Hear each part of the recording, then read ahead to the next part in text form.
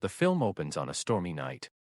Tess Marshall arrives at an Airbnb that she booked at 476 Barbary Street, but as she tries to check in, she cannot find the house key or get in touch with whoever booked her. Before she leaves, she sees a light turn on in the house, and she rings the bell. A man named Keith Toshko answers, and he says he booked the house as well. Since they cannot reach the bookers, Keith invites Tess to stay while they try to get things sorted. She enters the house and asks Keith to show her the confirmation message for booking the house. He shows her the confirmation message. Keith asks Tess if she wants to eat anything. She said coffee would be good. She is unable to book a hotel somewhere else due to convention happening in town. Keith tells her to stay for the night, she can take the bed and he can sleep on the couch. Later, she is invited by Keith for a bottle of wine, but she declines. She explains that she is meeting with a filmmaker named Bonnie Zane for a job interview. Keith says he has seen her last film, despite Tess thinking nobody else would have seen it. They end up drinking with each other then go to bed. During the night, Tess wakes up to overhear Keith gasping in his sleep, likely due to night terrors. She tries to wake him up but ends up startling both each other. Keith denies anything is wrong and both goes to sleep. The next day, Tess goes for her interview. As she steps outside, she is surprised to see that all the other houses surrounding the Airbnb seem abandoned and dilapidated. Tess then goes to meet Bonnie at the restaurant. Everything goes well until Tess mentions where she is staying, and Bonnie warns her to get out of there quickly. When Tess returns to the house, a man named Andre runs after her and tells her to get out of the house. She calls the police, but no one is available to help her.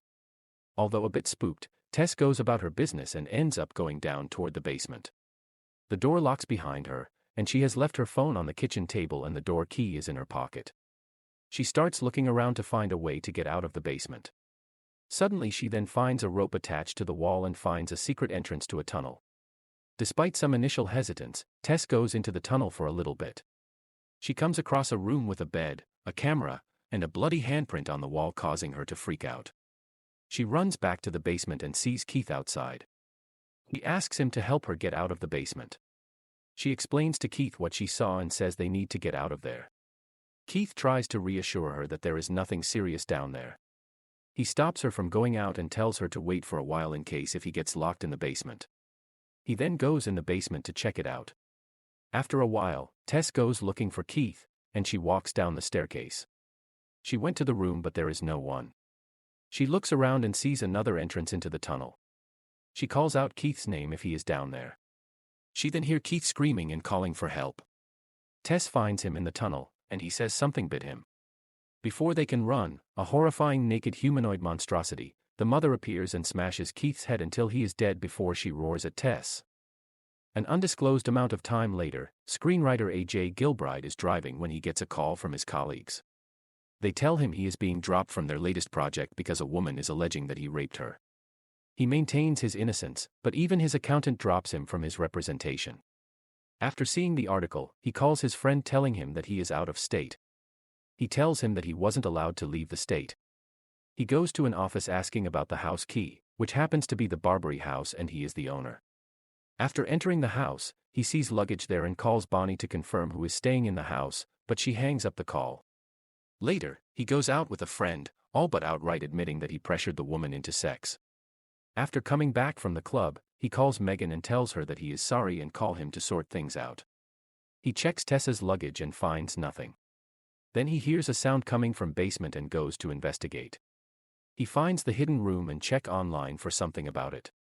He then goes to measure the room and sees the hidden tunnel. In the tunnel he come across a room with television in it and suddenly someone pulled the measuring tape from his hand. He is found and chased by the mother before he falls into a pit where Tess is being kept as well. Jump back to sometime in the 80s, when Barbary Street was full of residents. A man named Frank who lives in the same house, goes to a store to get baby products. He then spots a young woman and follows her back to her house. Frank dresses as a man from the electric company to get inside her house and unlock her bathroom window. When he returns home, his neighbor Doug tells Frank that he and his wife are selling their house. Back in the present, Tess tells AJ to be quiet and calm down. The mother then lowers a baby bottle down into the pit, which Tess drinks from, but AJ is less willing. The mother enters the pit and treats Tess like her child, but she growls and screeches toward AJ. Tess and AJ manage to climb out of the pit and begin to make their way out, but AJ is left behind and trapped in a room where the mother forces him to breastfeed her. Tess manages to break the window to the basement and is pulled out by Andre before the mother can reach her.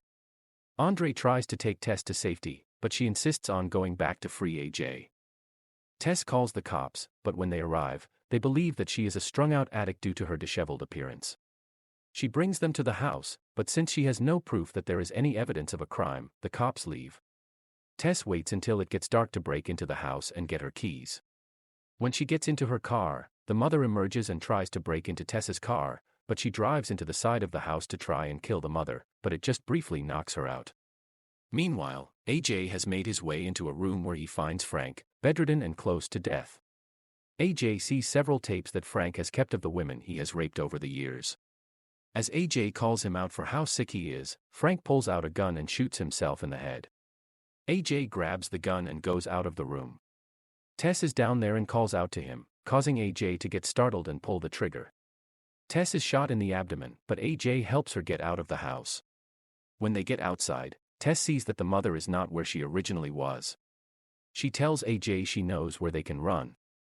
Tess brings AJ down by the water, where Andre told her to go for safety.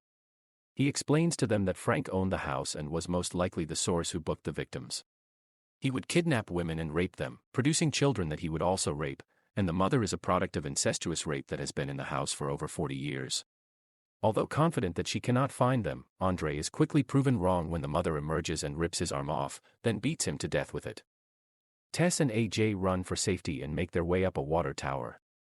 AJ drops the gun just as the mother starts catching up to them. AJ thinks he can redeem himself and save both of them. So he grabs Tess and throws her off the tower, knowing the mother will instinctively go after her baby. The mother jumps to save Tess. AJ runs down and sees the mother seemingly dead. Just as he tries to justify his actions to Tess, the mother springs back up and gouges AJ's eyes out with her thumbs before cracking his head in two.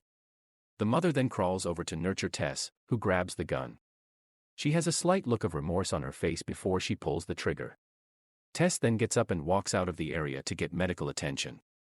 Then the story ends. If you like this video, make sure to like, share and subscribe for more videos and hit the bell icon.